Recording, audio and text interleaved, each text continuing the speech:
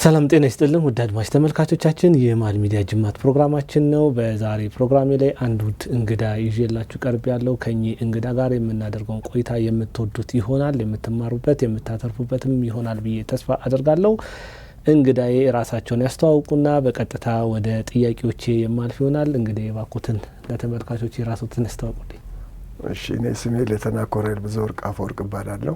እንደው ወፌ ላላ የሚባል አገራረፍ ነበረ በእናንተ ጊዜና ወጣቶች ያለአግባብ ይገደላሉ የሚል ነገር ነው አሉና ያንን እየሰማን ላደገ ትውልድ እርሶ ምንድነው ሊሉት የሚችሉት? ያ ውሸት ነው። ወፌ ላላ የሚባለው እኔ በወሬኛ ምን ሰማለን። ይሄ የፖሊስ የምርመራ ዘዴ ነው። እኔ እነሱ ናቸው የሚያውቁት፣ እኔ አላውቅም። ግን ግድያ የጀመረው ኢህአፓ ነው። ጦሩ በግንባር ነው ያለው። በምስራቅም በሰሜንም በደቡብም ጦሩ ተሰማርቶ ነው ያለው። በመሀል ሀገር ያለው ሰራዊት ደግሞ አለ፣ ኢህአፓ አለ። ኢህአፓ የሚባል ድርጅት ተቋቁሞ የመጀመሪያ ግድያ ሙከራውን ያደረገው በሊቀመንበሩ በመንግስቱ ኃይለማርያም ላይ ነው። በጥይት መጥተዋቸዋል። ተመተው ነበር? አዎ። ተርፈው ነው? አዎ። እዚህ ላይ በቴሌቪዥኑ ቀርበው ለህዝብ ታይተዋል። እዚህ ላይ ነው የመቱኝ ምናምን ብለዋል። ከዛ በኋላም ስንት ምሁራንን የፈጀው ኢህአፓ ነው። እኔ እኮ አሁን ኢህአፓዎች እኮ አፍ አለን ብሎ ማውራት አይችሉም። ምክንያቱም ግድያ የጀመሩ እነሱ ናቸው። ጦሩን መሀል ከብቶ የከፋፍሎ የነበሩ እነሱ ናቸው። ያ ከበዛበት በኋላ እኮ ነው ነጭ ሽብር በቀይ ሽብር መመታት አለበት ተብሎ እነ ሸዋልሉ መንግስቱ የምትባል ጋዜጠኛ ስንት ምሁራንን ፈጁ። የኢህአፓ አባሎችን ገዳዮችን ገሏቸዋል። ትክክለኛ እርምጃ ነው። መንግስቱ ኃይለማርያም በቀጥታ በይፋ በቴሌቪዥን በሚተላለፍ ፕሮግራም ላይ ነጭ ሽብርን በቀይ ሽብር እንመልሳለን ብለው የሚወረውሩት ራሱ ኢቨን እንትን አለና ያ ነገር ሳይታይ መሰራት አይችልም ነበረ ወይ? መታየቱ ችግር አልፈጠረም ወይ? ኖ፣ ጦርነት አዋጅ እኮ ነው። አሁን አንተ ከተማ ውስጥ እዛ ውጊያ ላይ ነው ያለው። ውጊያ ፊት ለፊት በግንባር እየተዋጋ ነው ያለው። ከኋላ በኩል ደግሞ ኃይልህ እየተዳከመ ነው ያለው። መሪ እያጣ ነው። ሰዎች እየተገደሉ ነው፣ ያለአግባብ እየሞቱ ነው። በመንገድ ላይ ከቤቱ ሲወጣ እየተገደለ ነው ያለው። ስለዚህ ነጭ ሽብር በቀይ ሽብር ይመታል ተባለ እና መመታት አለበት ተባለ። ቀንደኛዎቹ መገደል ተጀመሩ እኮ። ያን ሳትናገሩ ማድረግ አይቻልም ነበር ወይ ነው መናገሩ? ሜቢ እሱ የመንግስት ነው። እኔ በዛን ሰዓት እንግዲህ እኔ ወታደር ነኝ፣ የማውቀው ነገር የለም። መንግስት የራሱ ማለት ራሱ እንደ ሽብርተኛ አያስቆጥሮ ላይ ወጥቶ መናገሩ እንደዚህ እንረሸናለን፣ እናጠፋለን፣ እንገላለን ብሎ መናገር እንደ አንድ መንግስት ለራሱ እውቅና እየሰጠ አይደለም ወይ? አይደለም። እሱ እንግዲህ ሲገደል ብዙ ጊዜ ስለሚጠቀሟት ነው ያቺን ቪዲዮ። ሲገደል ቆሞ ማየት አለበት። ህዝቡ ሲሞት ማየት አለበት። ወገኑ ሲሞት ቆሞ ማየት አለበት? የለበትም። ስለዚህ እነኚህ ሰዎች የሚያካሂዱ ነጭ ሽብር ነው። እነዚህ ነጭ ሽብር መቆም አለበት። ስለዚህ ነጭ ሽብርን በቀይ ሽብር እናስቁመው። የራሳቸው የመንግስት አወጣ፣ በራሱ መንገድ ያ ነገር እንዲቆም ተደረገ። የሀገር አንድነትን ከመጠበቅ አንጻር ነው። ግን ቆሟል። ቆመ። አዎ ቆመ። ምክንያቱም ሀገር ልትናጋውን ልትፈርስ ሆነ። መሀሉ ዳር ሊሆኑ እኮ አሁን እኮ እዛ ያለውም ጦር ላይዋጋ እኮ ነው። እዚህ ያለው እንትን አለ።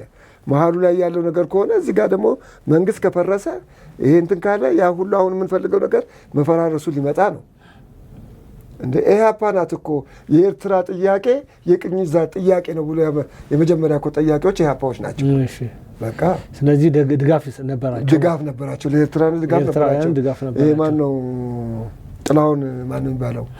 እነሱ የኤርትራ ጥያቄ የቅኝ ግዛት ጥያቄ ነው፣ ስለዚህ ኤርትራ መገንጠል አለባት ብለው ይደግፉ የነበሩ እነ ጥላውን ግዛው ናቸው። ከተማ ሆነው በታሪክ ከሰማሁት ከተማ ሆነው እነዛኞቹ ኦልሬዲ ወጥተው ጫካ ሆኖ ነው። እነዚህ ደግሞ ከተማ ሆኖ የኤርትራን ጥያቄ ነበር። አዲስ አበባ ዩኒቨርሲቲ ውስጥ አብረው ይማሩ ስለነበር ጥንስሱም የተጀመረው እዛ ስለነበር ህወሓትም ወደዛ ከወጡ በኋላ የኤርትራ ጥያቄ ቅኝ ግዛት ጥያቄ ነው ብለው እነ ጥላውን ግዛው እነ ማርታ ምናምን የሚባሉት ያን ጊዜ ነው። ከዛ በኋላ እኮ ነው ከመንግስት ጋር የሰሩ የነበሩት እነ መኢሶንም እነ ሌሎች ምናምኖች የምትላቸው ድርጅቶች መንግስት ላይ የጎና አጥንት ሆኑበት።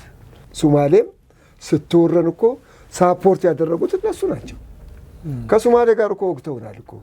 ሻዕቢያም ወቅቶናል፣ ህወሓትም ወቅቶናል፣ ኦነግም ወቅቶናል፣ ኢህአፓም ወቅቶናል። ስለዚህ የነበረው መንግስት የሀገሪቷን አንድነት ለማስጠበቅ ሀገሪቷን እንዳትፈርስ እንዳትበታተን፣ ሶማሌም ከገባ እኮ እስከ አዋሽ አርባ ድረስ የኔ ብላለች።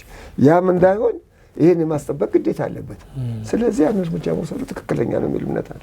አብዛኛውን ጊዜ በሰሜን እንደመቆየቱት 100,000 የሚሆኑ የኢትዮጵያ ወታደሮች በኤርትራ እንደነበሩ ይነገራል። መምህራኖች እዛ ነበሩ፣ የመንግስት ሰራተኞች ነበሩ፣ ፖሊሶች ነበሩ፣ ባህር ኃይሎች ነበሩ። አብዛኛው የኢትዮጵያ ህዝብ በኤርትራ ነበረ እና ኔቲቭ የምንለው ኤርትራዊ አለ በዛ በኩል ወይ? እኔ አብዛኛው የመሀል ሀገር ሰው ወደዛ ሄዶ ተዋልዶ ኤርትራዊ የሆነ ካልሆነ በስተቀር ኔቲቭ የምንለው ብዙ አለ ወይ? ምን መሰለህ አሁን ጦሩን ስትወስድ ምድር ጦሩን ስትወስድ ግዳጁ ነው። አየር ኃይሉ ግዳጁ ነው። ባህር ኃይሉ ግዳጁ ነው፣ ቤዙ ነው። ፖሊስ ሰራዊቱም ግዳጁ ነው። እነኚህ ሁሉ ከኢትዮጵያ ብሔር ብሔረሰቦች የተውጣጡ የሰራዊት አባሎች የኢትዮጵያ ልጆች ያሉባቸው ክፍሎች ናቸው። ባህር ኃይሉ ከኢትዮጵያ ሰራዊት ከኢትዮጵያውያን ልጆች የተውጣጣ የባህር ኃይል ነው። አየር ኃይሉም ከኢትዮጵያ ብሔር ብሔረሰቦች የተውጣጡ ልጆች ያሉበት ነው። ምድር ጦሩም እንደዛ ነው። ፖሊስ ሰራዊቱም እንደዛ ነው። ሴሌክሽን ሆኖች ናቸው። እነኚህ ከተለያዩ ክፍለ ሀገራት በስራ ምድብ ተመድበው የሄዱ ለግዳጅ ለ2 ዓመት ለ3 ዓመት ለ4 ዓመት ግዳጅ የሄዱ ናቸው። በየጊዜው ይቀያየራሉ። ሁለተኛ ክፍለ ጦር የሚባል አለ። እዛ ቋሚ ክፍለ ጦር ነው ሰራዊቱ። ሌሎች ሰራዊቶች አሉ። ወደ ሌላው ደግሞ ተቋማት ስትሄድ ባንክ ቤት አለ። የኢትዮጵያ ንግድ ባንክ አለ። ይሄን ስልህ በሰራዊት ውስጥ ኤርትራውያኖች ወይም ትግራውያኖች የሉም ማለት አይደለም። ኤርትራውያኖች አሉ፣ ትግራዮች አሉ፣ ከሁሉም ብሔር ብሔረሰቦች አሉ። ባንክ ቤት ትሄዳለህ፣ ኢትዮጵያ ንግድ ባንክ አለ።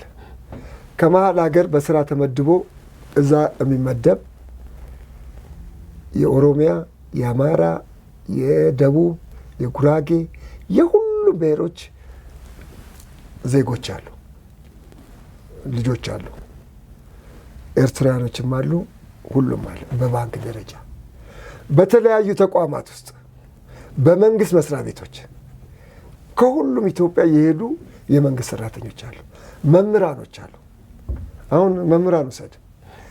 የመጨረሻ ወረዳ የሚባለው የመጨረሻ ውስጥ ሄደው ከመሀል ሀገር ከዚህ ከቲታ የተመረቀው እዛ የሚያስተምሩ አሉ።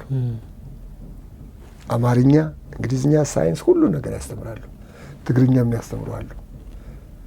ከወረዳ ወደ አውራጃ ከአውራጃ ወደ ከተማ እየተባሉ ደረጃቸውን እየጠበቁ ይመጣሉ እንጂ እንደተመደቡ እዛ ያሉ ያ ሁሉ ተቋም እዛ ውስጥ አለ። ከ14ቱም ክፍለ ሀገር የተውጣጡ የኢትዮጵያ ልጆች በመንግስት ስራ ተመድቦ ሄዱ አሉ። እነዛ ሁሉ ደግሞ መቼም አንድ ቦታ ላይ ስትኖር ሲንግል ሆነ ብቻህን ስትኖር መቼም የምታያት ጉብል ትኖራለች፣ እሷም የምትፈልግ ትኖራለች። በጋብቻም በገርል ፍሬንድም በቦይ ፍሬንድም በምንም ትያያዛለህ እና ከተያዝክ በኋላ ፍቅር ነው።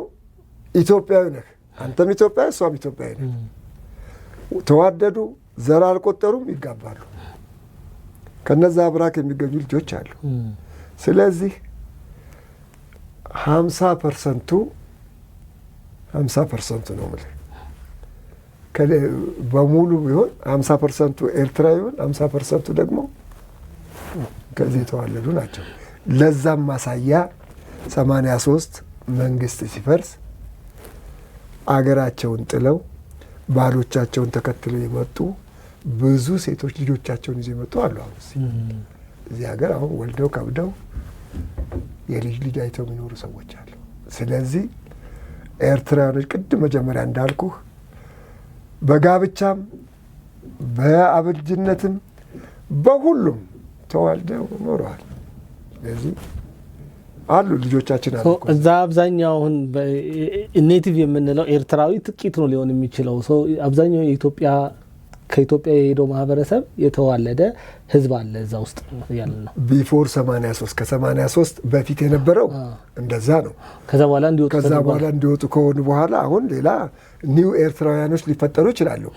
ግን እዛ አባቱ አማራ እናቱ ኤርትራዊ ሆኖ እዛ የቀሩ ልጆች ይኖራሉ። እነዛም አሉ። እነዛም ወልደው እንትን ሊሉ ይችላሉ። እንደው በህዋት የተነሳ ላለፉት 50 ዓመታት ትግራይ እያነባች ትገኛለች። ኢትዮጵያ ደግሞ በየጊዜው እየደማች ትገኛለች። ሰሞኑንም በህዋት ትንኮሳ በጸለምትና በወልቃይት የሆኑን እየተመለከትን እንገኛለን። ትግራይ እንዳታነባ ኢትዮጵያም እንዳትደማ መፍትሄው ምንድን ነው? እኔ ትግራይ እንዳታነባ ኢትዮጵያም እንዳትል ከተፈለገ ትልቁ መፍትሄ ሰላም ነው። በጠረጴዛ ዙሪያ ተገናኝቶ መወያየት ነው። ያንን መወያየት ደግሞ የሚያመጣው ፍላጎትና አስተሳሰብ ነው። ኢትዮጵያ በትግራይ ላይ በደል ያደረሰው ነገር የለችም። የአካሌ ናት ክንፋሌ ናት በማለት የሚፈለገው ነገር ሁሉ እየተደረገለት ነው ያለው። እውነታውን ለትግራይ ሕዝብ ነጻ ለማውጣት ተፈናቃዮችን ወደ ቦታ ለመመለስ ይሄ ምናምን የሚለው ዝባዝንኬው ነገር አይደለም። የግብፅን የሻዕቢያን ጉዳይ ለማስፈጸም ካልሆነ በስተቀር ለትግራይ ሕዝብ ተቆርቁሮ አይደለም። እኔ አሁን በቅርብ ጊዜ አክሱም ሄጄ ነበር። ብዙዎችን አነጋግረናል። የህወሓት ነገር አንገጉፏቸዋል፣ አንገሽግሿቸዋል። የህወሓትን ዓላማ ለማስፈጸም የሚታገል ወይም የሚሰለፍ የለም። ለ80 ዓመት ሽማግሌ የ20 ዓመት ልጅ አንሞትም ይላሉ። ሴቶቹም ይናገራሉ፣ እንሰማለን እኮ ባሎቻችንን ልጆቻችንን ጨረሳችሁ፣ እናቶቻችንን ጨረሳችሁ፣ ምድረ በዳ ያደረጋችሁን፣ ከዚህ በኋላ አንፈልግም፣ በቃን፣ ተውን እያሉ እኮ እያለቀሷቸው ነው። ለምን የራሳቸውን ልጆች አምጥተው ያታግሉም? ለምን የራሳቸውን ቤተሰቦች ለምን አይታግሉም? እኔ እኮ በኢትዮ ኤርትራ ጦርነት ጊዜ እኮ አመራር ሆኖ ከፍተኛ ማዕረግ ይዞ ቤተሰቦቹ ከዝንጀሮ ጋር ከሰራዊት የወደቀውን እንጀራና ዳቦ እየለቀሙ ሲበሉ እያየ ያረዳ ህዝብ አለ እኮ። አረዷቸው። ትግራይን እኮ እነሱ ምንም ያደረጉለት ነገር የለም። ምንም ያመጡለት ፋይዳ የለም። የራሳቸውን ኑሮ ከማስፋፋት ኑሯቸውን ከማሻሻል ቤተሰባቸውን ከመለወጥ በስተቀር ለጭቁኑ የትግራይ ህዝብ የፈየዱለት ነገር ምንም ነገር የለም። የእያንዳንዱ ጀነራል ልጅ ያለ የት ነው ያለው ብትል አውሮፓና አሜሪካ ነው ያለው። ቤተሰቡ አውሮፓና አሜሪካ ነው ያለው። እሱ ብቻ ነው እዚህ ያለው። የእኛ ነው። ወልቃይትን ለእኛ እናስመልሳለን። ወልቃይት ላይ ያለ ህዝብ እኮ እኔ ከድሮም እናውቀዋለሁ። ወልቃይት ላይ እኮ ያለ ህዝብ አማራ አለ፣ ኦሮሞ አለ፣ ትግሬ አለ፣ ጉራጌ አለ። ድሮ በንጉሱ ዘመን መንግስት ሰሊጥ ለማጨድ ሄዶ እዛው ተዋልዶ ተባስቶ የኖረ ህዝብ አለ። እነዛ ህዝብ ሁሉ ተፋቅረው ተስማምተው በልጅነት በብቻ በጋብቻ የኖረ ህዝብ ነው። በበጌ ምድር ጠቅላይ ግዛት ይተዳደር የነበረ ህዝብ ነው። እነዚህን ህዝብ እኮ እነሱ ናቸው እኮ 83 ላይ ከመጡ በኋላ እኮ ነው ይህንን ነው አንተ ትግሬ ነህ፣ አንተ አማራ ነህ፣ አንተ እንደዚህ ነው ብሎ ከፋፍለው እንደዚህ ያደረጓቸው ግዛት ለማስፋፋት ያደረጉት ነገር እንጂ እውነተኛ ህዝቡን ወደው ለህዝቡ ተቆርቁረው አይደለም። እዛ ያለውን የሰሊጥ ሀብት ይሄ እንትኑ አድርገን እኛ ታላቋ ትግራይን እንመሰርታለን፣ ታላቋ ትግራይን ከመሰረትን በኋላ ሲንጋፖር እናደርጋለን የሚል አስተሳሰብ ይዘው ስለተነሱ ለዛ ብሎ ካልሆነ በስተቀር እውነተኛ አሁን ለወልቃይትን የተፈናቀለውን ይሄው ይመለሱ ሲባል ታዲያ ለምን ሰላም የሚፈልጉ ከሆነ መሳሪያቸውን አስቀምጠው የፕሪቶሪያ ስምምነት ላይ መሳሪያ አስቀምጡ ሲባል መሳሪያቸውን አስቀምጠው አስረክበው ሁሉ ነገር ሰጥተው ከፌዴራል መንግስት ጋር መነጋገር የሚገባቸውን ነገር ተነጋግረው ስልጣናቸውን ካለ በስልጣኑ የሚቀጥል ካለ ስልጣኑም ነው፣ የማይቀጥልም ካለ ደግሞ አይቀጥልም። ስለዚህ የጊዜያዊ መንግስት ይቋቋም ተብሎ ጊዜያዊ መንግስት በፈቃዳቸው እንዲቋቋም አድርገዋል። ያ ጊዜያዊ መንግስትም ደግሞ እንዲፈርስ ያደረጉት እነሱ ናቸው። ሌላም እንዲመሰረት አደረጉ። አሁንም ያለውን መንግስት እዛ ያለውን ክልሉን መንግስት እየተቃወሙ ያሉት እነሱ ናቸው። ስለዚህ የእነሱ ፍላጎት አውቶሪቲ ስልጣን ነው። የትግራይም የአማራውም እዛ ያለው ህዝብ ሴሌክት የሆነ እንደ ድሬዳዋ ህዝብ ነው። ተስማምቶ ተፈቃቅሎ የሚኖር ህዝብ ነው። ስለዚህ ህዝቡን ለፌዴራል መንግስቱ ትተው እነሱ ዳርና ዳራቸውን ይዘው ቢቆሙና ህዝቡን የሚያስተዳድረውን ራሳቸው ህዝቡ መርጠው ቢኖሩ ከባድ ኤሪያ ነው ያ ወልቃይት የሚባለው በላይ ማለት ነው። ትልቅ ጥያቄዎች አሉ። በተለይ ከዚህ ከ83ቱ በኋላ ደግሞ አሁን ከ2013ቱ የህግ ማስከበር ዘመቻው በኋላ ያሉት ሁኔታዎች ነገሮችን የበለጠ እንዲያወሳሰብ አድርጓል። ምናልባት የፌዴራል መንግስት ያንን ኤሪያ እንዲያስተዳድር ልክ እንደ አዲስ አበባ እንደ ድሬዳዋ ቢሆን አካባቢ ምናልባት መፍትሄ ይገኛል ብሎ ያስባሉ? የስ በጣም ጥሩ ነበር። መፍትሄ ይገኝለታል። ምክንያቱም ህዝቡ ሰላም ነው የሚፈልገው። ሰርቶ አደር ነው፣ ሰርቶ የሚኖር ህዝብ ነው። ስለዚህ እነሱም የራሳቸውን ይዘው ይሄም የራሱን ይዘው በተቀመጠና ያች ራስ ገዝም ይሁን ምንም ይሁን በፌዴራል መንግስት ስር ብትተዳደር ህዝቡ ጦርነት የሚፈልግ ህዝብ አይደለም። ትግራዩም አማራውም ሁሉም የሚኖርባት ከተማ ናት። ስለዚህ ጦርነት ሰልችቶታል። ከልጅነት ከድሮ ጀምሮ የኖረበት እንትን ነው። ስለዚህ ሰላም ነው የሚፈልገው። ወልዶ ከብዶ መኖርን ነው የሚፈልገው። ነግዶ መኖርን ነው የሚፈልገው። የንግድ ቀጠና ናት። ከሱዳን ወደዛ ከዚህ ወደዚህ የሚንቀሳቀሱበት ከተማ ናት። ስለዚህ ሰላምን መኖር ነው የሚፈልጉት። እነዛ ደግሞ እዛ ቦታ ያለውን ማዕድን አለ፣ ብዙ ነገሮች አሉ፣ እንዝረፍ ነው። እንዝረፍ ካልሆነ በስተቀር በቃ መንግስት አለ እኮ የኢትዮጵያ መንግስት ያስተዳድረው። ከዛ በኋላ ከፈለገ ደግሞ ከትግራይ አምጥቶ እዚህ ያስቀምጥ፣ ቢፈልግ ከአማራ አምጥቶ እዛ ያስቀምጥ፣ ቢፈልግ ከቤንሻንጉል አምጥቶ እዛ ያስቀምጥ። እንደ ድሮ ኢትዮጵያ የሆነ ሰው መጥቶ ይምራ። አሁን ትናንትና አንድ ቴሌቪዥን ላይ ይቻለ አንድ ልጅ ያለቅሳ፣ ወንድሞቼ የእናቴ ልጆች ይብቃን፣ በቃን ተውን ብሏቸዋል እኮ።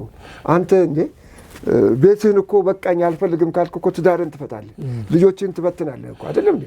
በቃኝ ካልክ እነሱም በቃን ፍቱን ብሏቸዋል እኮ። ለምን አይፈቷቸውም? በቃ አንፈልጋችሁም በክብር ተሰናብቱን ብለዋቸዋል። የያዙትን ይዘው ለምን ከሀገር አይወጡም? ወይ እንደ ሌሎቹ ጓደኞቻችን መጥተው ደግሞ እዚህ ከመንግስት ጋር ከፌዴራል መንግስት ጋር ተስማምተው ቢኖሩ ምን ይሆናሉ? ኢትዮጵያ እኮ የሁላችንም ናት። የፌዴራል መንግስቱ እንደውም በጣም ልቡ ሰፊ እንደሆነ አሳይቶናል። ከአቶ ጌታቸው ረዳ ጋር እየሰራ ነው፣ ከጀነራል ጻድቃን ጋር እየሰራ ነው። እነዚህ ሰዎች ትናንትና በህወሓት እቅፍ ውስጥ የነበሩ የህወሓት ትልልቅ አመራሮች የነበሩ ናቸው። ዛሬም ድረስ ከህወሓት አመራሮች ልባቸውን ክፍት አድርገው ለመስራት ፈቃደኛ የሆኑ ሰዎች ቢመጡ አብሮ መስራት የሚችል የፌዴራል መንግስት አለ አሁን ባለው ሁኔታ ማለት ነው። ያንን ማድረግ ግን አይፈልጉም ነው ሰው። እነዚህ ያንን ማድረግ የማይፈልጉ ሰዎች እስከ መቼ ነው በትግራይ ትከሻ ላይ የሚቀመጡት? ህዝቡን በቃኝ እያለ ነው። የፌዴራል መንግስቱ ምንድን ነው ማድረግ ያለበት? ምን መሰለህ፣ እነዚህ አሁን የተላላኪነት አባዜያቸው አለቀቃቸው። ከበስተጀርባቸው የሚጮሁ ዶላር አለ፣ የግብጽ ዶላር አለ። አሁን ካለው መንግስት ጋር ተስማምተው ተፈቃቅረው ስልጣንም የሚፈልጉ ከሆነ ስልጣን ተሰጥቷቸው መኖር ይገባቸው ይችላሉ። ግን እነሱ ያ አይደለም ሀሳባቸው። ትግራይ ሀገር ትሆናለች፣ ትግራይ ሌላ ትሆናለች የሚል አስተሳሰብ ስላላቸው ያ ካልሆነ በስተቀር ያ ይሳካል። ቅዠት ካልሆነ የህልም እንጀራ ነው። ነገርኩ እኮ እኔ አሁን 100% ነው የምነግርህ፣ 100% ነው ደግሜ የምነግርህ። የትግራይ ህዝብ በኢትዮጵያዊነቱ ከማንም በላይ የትግራይ ህዝብ በኢትዮጵያዊነቱ አይደራደርም፣ በሃይማኖታቸውም አይደራደሩም። ስለዚህ አሁን ህወሓትን አይፈልጓትም፣ ውሸት ነው። ምናልባት 10% የሚሆኑ ወይም 5% የሚሆኑ እዚህ አዲስ አበባ ውስጥ የእነሱ ደጋፊዎች ሊኖሩ ይችላሉ። ተጠቃሚ የነበሩ አሉ። ምንም ተጠቃሚ ያልሆኑም አሉ። ምንም ሳይጠቀሙ ምንም ሳይሉ አሁን እንደ ሆይ የሚሉ አሉ። ያ ጠባብነት ካልሆነ በስተቀር ከኢትዮጵያ ምን ጎደላቸው? ያንን ህዝብስ በጨለማ ውስጥ ለምን ያኖሩታል? ያንን ህዝብስ ትምህርት ለምን ያሳጡታል? ያንን ህዝብ ለምን በራብ ያስገድሉታል? ያንን ህዝብ ለምን በጤና ያሳወኩታል? ስለዚህ ለህዝብ ተቆርቁረናል፣ ለህዝብ ነው የቆምነው ካሉ እንደው ይቅር እሺ፣ መንግስት ግማሽ መንገድ ሂድ፣ እነሱም ግማሽ መንገድ መጥተው በቃ ሰላም ቢሉ እና ወደ ሰላም መንገድ መለሱ፣ የትግራይ ህዝብ በሰላም ሊኖር ይችላል። እነሱ ግን የጦረኝነት አባዜ ስላላቸው ብቻ የዝርፊያ አባዜ ስላላቸው ይሄን አይቀበሉትም። መንግስት በተደጋጋሚ ከታጣቂዎች ጋር እየተነጋገርኩ ነው ይላል። በሰላም የሚገቡ ደግሞ እጅ የሚሰጡትም እናያለን፣ የገባቸው ማለት ነው። አንዳንዶች ደግሞ የለም ስልጣኑን ካልያዝን ሰላም የሚባል ነገር አንፈልግም እያሉ ያሉ አሉ። ከነዚህ ጋር እንዴት ነው መደራደር የሚቻለው ነው? መንግስት ወደፊት ለሰላም ብሎ ወደ ሰፊ ሆኖ መሄድ እንዳለበት አምናለሁ። በጠረጴዛ ዙሪያ መነጋገር እንዳለበት አምናለሁ። በአባቶቻችን በሃይማኖታችን መታመን መቻል አለበት። በአንድ አቅጣጫ ብቻ የምንሞክር ከሆነ ጥሩ አይመጣም። በሀገር ሽማግሌዎች፣ በሃይማኖት አባቶች በተለያዩ መንገዶች ሙከራ ማድረግ አለበት። ያንን ሙከራ አድርጎ ከዛ ውጭ ደግሞ እምቢ ካለ ያንን ደግሞ መቼም እንግዲህ ህግ ያልገዛውን ኃይል ይገዛዋል ነው። ወደ ኃይል መግባት አለበት። ወደ ኃይል ከገባህ ደግሞ እሽሩሩ ማለት የለብንም። በቃ ገብተህ ሄደህ ጨርሰህ በቃ። መንግስቱ ኃይለማርያም እኮ በምስራቅ ተወጥሮ፣ በደቡብ ተወጥሮ፣ በሰሜን ተወጥሮ፣ በመሀል ሀገርም ተወጥሮ ግን ያንን ሁሉ ችሎ ግን ያቅሙን ያህል ጥረት አድርጓል። ስለዚህ መንግስትም እሺ የሚለውን እሺ ማለት ነው፣ እምቢ የሚለውን ደግሞ መለማመጥ አያስፈልግም። በአማራ ክልል የፋኖ አደረጃጀት አለ። የፋኖ አደረጃጀቶች ወደ ሰላም እንዲመጡ የሚመጡ አሉ፣ እየመጡ አሉ፣ እጅ እየሰጡ አሉ። ከመንግስት ጋርም በሰላማዊ መንገድ ፊርማ ተፈራርሞ ስራ ለመስራት ያሉ አሉ። በኦሮሚያም ላይ ልክ እንደዚሁ ሲሰሩ የነበሩ እንደነ ጃልሰኛ አይነቶች እጅ ሰላም ሰጥተው የኦሮሚያ ፕሬዝዳንት አማካሪ እስከመሆን ድረስ የደረሱ አሉ። አባቶች ተልከውላቸው ግን አባቶችን አንበርክከው ካህናቶችን መስቀላቸውን ቀምተው ገርፈው አሰቃይተው የሚልኩ አሉ። እነዚህ አይነቶች ሁሉ መንገድ ተከሄዶ ማለት ነው። እና እንደው መንግስት ይሄን ያህል ሄዷል፣ ማህበረሰቡ ምን ማድረግ አለበት?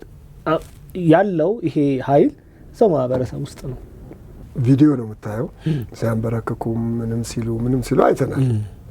ከህብረተሰቡም ይሁን ከመንግስትም ይሁን ከማንም ይሁን የተላከን መልእክተኛ ማንበርከክና መደብደብ ፍትሃዊ ነው ብዬ አላምንም። ተቀብለህ እንደ አባቶቻችን እንደ ጥንቶቹ አነጋግረህ ፍላጎትህ የኔ ፍላጎት ይሄ ነው፣ በዚህ ጉዳይ ላይ ከመንግስት ጋር መነጋገር ፈልጋለሁ፣ በዚህ ጉዳይ ላይ ተነጋግረን መፍትሄ የምናመጣ ከሆነ ኦኬ፣ አይ በዚህ ጉዳይ ላይ የማነስማማ ከሆነ በዚሁ እቀጥላለሁ ብሎ ሽማግሌዎችን አክብሮ መላክ፣ ሀሳብ ተቀብሎ መልስ መላክ ሲገባ እነዛ ሽማግሌዎች ላይ የሚፈጸመው ድርጊት አግባብ የለውም። ስለዚህ ያንን የፈጸመውን አካል ህዝብ እምቢተኝነት መሆን አለበት።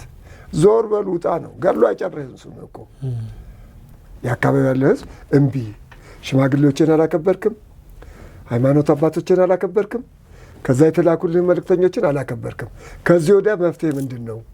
የአንተ ፍላጎትህ ሌላ ነው። ስለዚህ ውጤት ልታመጣልን ስላልቻልክ አንተኛን አትወክልም፣ እምቢ ብሎ መነሳት አለበት። የኔ እምነት ነው። ኢትዮጵያ ውስጥ ካሉ ትልቅ ተቋማት መካከል መከላከያ ሰራዊትን የሚያክል ለኢትዮጵያ ዋጋ የከፈለ የለም። እርሱም ደግሞ እዛ ውስጥ ቆይተዋልና እንዴት ሊገልጹት ይችላሉ ይሄን ተቋም? መከላከያ ሰራዊቱን እኔ በምን አይነት ነገር ልገልጸው እንደም ከጥንት ጀምሮ ማለት ነው ይህ ሰራዊት የህዝብ ወገንተኝነት ለህዝቡ የቆመ ከህዝብ በፊት እኔን የሚል ህይወቱን የሚያስቀድም አጥንቱን ደሙን የከሰከሰ ሰራዊት ነው። ለዚህ ማስረጃ ልስጥህ። በ1983 ዓመተ ምህረት መንግስት ተለውጦ ያ ሰራዊት ተበትኖ በእጁ ላይ መሳሪያ ይዞ አጥፊ ነገሮችን በእጁ ላይ ይዞ እያለ ለምኑ የበላ ሰራዊት ነው። ገሎ መንጠቅ፣ መዝረፍ፣ ሁሉም ማድረግ ኃይሉም ብቃቱም ሁሉ ነገር እያለው ግን ህዝቤን አልጎዳም፣ በህዝቤ ላይ ጥቃት አላደርስም፣ ህዝቡ የሌላው እናት የኔ እናት ናት፣ የሌላው አባት የኔ አባት ነው ከሚል መነሻ በመያዝ በህዝብ ላይ ምንም አይነት ጉዳት ሳያደርስ የህዝብ አለኝታነቱን የገለጸ ሰራዊት ነው። ቤት ሲቃጠል እኮ ዘለህ እሳት ውስጥ ገብተህ የሚቃጠለውን እሳት ሰውን ታወጣለህ። ውሃ የወሰደውን ሰው እኮ ገብተህ ዋኝተህ ታወጣዋለህ። አንተ ህይወትን አሳልፈለት የምትሰጠውን ህዝብ ይህ ሰራዊት ለሀገሩ ያለው ታማኝነት፣ ለሀገሩ ያለው መከታነት ሊደነቅ የሚገባ ስራ። እኔ አሁን በአሁኑ ጊዜ የምሰማው ነገር አለ፣ እኔ የማልስማማበት ነገር አለ። ይሄ ሰራዊት ደፈረ፣ ቀማ፣ እንዲያደረገ ውሸት ነው። ወታደር የትም ይሁን የትም የነበረው ወታደር ይሄን ነገር አይፈጽም። ምናልባት በስህተት ጠላት ጋር የተቀላቀለ ሰላማዊ ሰው ሊሞት ይችላል። ከዛ ውጭ ግን በሰላማዊ ሰው ላይ እግረኛው ወታደር፣ ታንከኛው፣ መድፈኛው ይህን በደል አደረሰ ታርጌት አድርጎ እንዲመታ የሚለውን እኔ አልቀበልም፣ አላምንበትም። ምክንያቱም እነሱ አያደርግም። በሂደቱ እኔ ከ1965 ዓ ም ጀምሮ በዚህ ሰራዊት ውስጥ ኖሬያለሁ። ጓደኛህን ወንድምህን የገደለብህን እኮ ይዘኸው አጥበኸው ልብስ ሰጥተው ምን ብለው ምግብ ሰጥቶ ከአንተ ጋር ይበላል። ወዲያው ጓደኝነት ትመሰርታለህ። ሴት ምርኮኛ ትይዛለህ። አጥባት ምን ብለህ መታ እዚህ ተኝ ትላለህ። የዛን ጊዜ ትደፍራለህ። ግን ውሸት ነው፣ አይደፈርም። የደፈረ ይገደላል። ህዝብ ላይ ያደረገ በደርግ ጊዜ በእኛ ጊዜ ህዝብ ላይ እንደዚህ ያደረገ የህዝብ ሴት የነካ ይረሸናል። ከተማ ውስጥ ሴት የገደለ ይገደላል፣ እርምጃ ይወሰድበታል። በወቅቱ መሳሪያ ይዛችሁ ለምናችሁ በልታችኋል። ማድረግ የምትችሉትን በጉልበት ማድረግ እየቻላችሁ አላደረጋችሁም፣ የህዝብ ልጆች ስለሆናችሁ። ግን እኛ ስለ ደርግ ወታደር እየሰማን ያደግነው እጅግ አረመኔ ጨካኝ እንደሆናችሁ፣ ገዳይ እንደሆናችሁ፣ ጨፍጫፊ እንደሆናችሁ ነው። ማለት በቴሌቪዥን በምንም በተለይ የህወሓት ስርዓት ያንን ነው እያሳየን የመጣው። እናንተ ደግሞ የምትሉት ይኸው እኛ መሳሪያ ይዘን ማድረግ እየቻለን ምንም ነገር ሳናደርግ ለምነን በልተናል። ሰው ስማችሁን ፐርፐዝሊ እንዲጠፋ ተደርጓል ብላችሁ ነው የምታስቡት? ትክክል። ስማችንን ወያኔ አጥፍቶታል። ወያኔ ያልሆነ ስም ሰጥቶናል። ጨፍጫፊ ብሎ ሰጥቶናል። እኛ የጨፈጨፍነው ወያኔና ሻዕቢያን ነው። ሊወጋን የመጣንን ወግተናል፣ ገለናል። ከዛ ውጭ ግን በሰላማዊ ህዝብ ላይ ጥቂት ትችት የሚቆጭ ነገር አላደር። ለዚሁ ምስክር የትግራይ ህዝብ ይመሰክራል። የትግራይ ህዝብ ቁስለኛ፣ አንተ እኮ ጨፍጫፊ ከሆንክ፣ ገዳይ ከሆንክ፣ አቃጣይ ከሆንክ የትግራይ ህዝብ እኮ የእኛን ቁስለኞች ከወያኔ ጋር እየተዋጋን ከሻዕቢያ ጋር እየተዋጋን የትግራይ ህዝብ ራሱ ቁስለኛውን ይዞ ልጁ በረሃ ነው ያለው፣ ሻዕቢያ ወያኔ ነው፣ ጓዳ ውስጥ አስገብቶ ፍየል አርዶለት ወተትና እርጎ እየመገበው ቁስሉ እስከሚሽርለት ድረስ እቤት ውስጥ ደብቆ አቆይቶት በሌላ ቀን ከዳነ በኋላ በፈረስ ወይም በአህያ በበቅሎ ጭኖ አምጥቶ ሰራዊቱ ጋር ያቀላቅለው ነበር። ጨፍጫፊ ብንሆን ያንን ቁስለኛ እንደዛ ያደርገዋል፣ እዛው ይገለዋል። አንድ እሱ ነው። ሁለተኛ ጨፍጫፊ ብንሆን ከኤርትራ ወደ ትግራይ ስንመጣ ያ ሰራዊት በትግራይ በኩል የመጣውን ሰራዊት ለምን አንተ ጨፍጫፊ ነህ ብሎ ይዘውት እነሱ እንደሚሉት በመጥረቢያም በምንም ቀጥቅጠው መፍጀት ይችሉ ነበር። አልነኩትም። አስቀምጠው እያበሉ እያጠጡ ገንዘብ እየሰጡ በመኪና እያሳፈሩ ነው መሀል ሀገር ያደረሱት። እኛም ኤርትራ የነበርነው ወደዛ ስንሄድ መንገዳችን ላይ ምንም ነገር ሳይነጋን ነው። ስለዚህ ወያኔ የሰጠን ስም ነው። ጨፍጫፊ ናቸው፣ እንደዚህ ናቸው፣ አርመን ናቸው አይደለም። እንደገና እዚህም ከገባን በኋላ እኮ ያው ጨፍጫፊ ያለመሆናችን እኮ የሚታወቀው አልኩህ። መሳሪያችንን ይዘን ትጥቃችንን ይዘን የሆነ ድርጅት ጋር ገብተህ ዘርፈህ ገንዘብ ይዘህ ብዙ ገንዘብ እንትን ማለት ትችላለህ፣ ወደ ሌላ ሀገር መሄድ ትችላለህ። አላደረግነው። የተመሰረትንበት ጠንካራ ወታደራዊ ዲስፕሊን ስለነበረን ነው። ስለዚህ የደርግ ሰራዊት ሳይሆን የኢትዮጵያ ሰራዊት ጨፍጫፊ አይደለም። የኢትዮጵያ ሰራዊት ገዳይ አይደለም። ለህዝብ የቆመ የህዝብ ታማኝ የሀገሪቷ ሰራዊት ነው። ኢትዮጵያ የባህር በር ያስፈልጋታል የማይል ሰው የለም እና ይሄ አሰብ የምንለውን ወደብ ማግኘት እንዳለብን በጣም በተደጋጋሚ የተነሳ ይገኛል። እንዴት ልናገኘው እንችላለን? ምንድን ነው? ቀይ ባህር ማለት ለእኛ የኢትዮጵያኖች ቀይ ደማችን ነው። የወንድሞቻችን ደም እንደ ጎርፍ የፈሰሰበት ባህር ነው። ትውልድ ቦታ ላይ እትብት ይቀበራል። ቀይ ባህር ላይ እትብታችን አለ። ኢትዮጵያ የባህር በር የማግኘት 100% አላት። የባህር መብቷን እንድታጣ ያደረጋት እኮ ህጋዊነት የሌለው እውቅና የሌለው መንግስት ነው የሰጠው። ወያኔ አዲስ አበባን ተቆጣጥሮ 6 ወር ባልሞላ ጊዜ ውስጥ የጠላት ብለው አብሮ ተዋግተው ስለተገቡና ስለተረዳዱ እንደ ጊፍት አሰብን ለሻዕቢያ ሰጠ እንጂ እውቅና ኖሮት ህጋዊ መንግስት ሆኖ ኤርትራም እንድትገነጠል የአሰብ ወደብም ወደ ኤርትራ እንድትሄድ የመስጠት ስልጣንም መብትም አልነበረው። በወቅቱ ግን አሸንፌ ገብቻለሁ ብሎ በነገራችን ላይ ወያኔም ሆነ ሻዕቢያ የኢትዮጵያ ሰራዊትን አላሸነፈው። የኢትዮጵያ ሰራዊት የተሸነፈው በራሱ ውስጥ ችግር ብቻ ነው። የኔ እምነት ነው። ስለዚህ ወያኔ ለጊፍት የሰጠው ወደብ እንጂ በህጋዊነት ወይም በሌላ በተባበሩ መንግስታት ተረጋግጦ የተሰጠው ወደብ አይደለም። ስለዚህ የወደብ ጥያቄያችን ፍትሐዊና ትክክለኛ ጥያቄ ነው፣ ይመለሳል። ያንን ስል ደግሞ አሰብ የኤርትራ ግዛት አልነበረችም። አሰብ በአውሳ አውራጃ ውስጥ የምትገኝ የወሎ ጠቅላይ ግዛት አካል ናት። የአፋርና ኢሳ የሚባል የዛ አንድ አውራጃ ናት። በኋላም በነበረው መንግስት ጊዜ ራስ ገዝ ተብላ በኢትዮጵያ መንግስት ስር የምትተዳደር ግዛት እንጂ የሻዕቢያ ግዛትም አይደለም፣ የኤርትራ ግዛትም አይደለም። የአውሳ አውራጃ ውስጥ የምትኖር አንድ ወረዳ ግዛት ናት፣ አንድ አውራጃ ናት። ስለ አውራጃውን ወረዳ አይዶን ነው፣ ግን በአውሳ አውራጃ ውስጥ የነበረች በአፋር ውስጥ የሚኖር ነው። ትክክለኛ የኢትዮጵያ የባህር በር ናት። እነ አዶሊስ አሉ፣ እነ ዙላ ወደቦች አሉ። ከእሱ አጠገብ እኮ እነ ጢዮ የሚባሉ አሉ። እነ አለፍ ብለህ በስተጀርባ በኩል እነ ፎሮ የሚባሉ አሉ፣ ብዙዎች አሉ። ስለዚህ በዝርፊያና በሌብነት የተወሰደ እንጂ የሻዕቢያ ህጋዊ ኤርትራም አሰብም የኢትዮጵያ ሀብት ናቸው የሚለው እምነት ያለኝ ነኝ። ኤርትራም ኢትዮጵያ ናት። ማናት ተዋልድ ደር እንጂ አልደግመውም፣ ተዋልድ ደር እንጂ የጅብ ናት የሚባል ተረት አለ።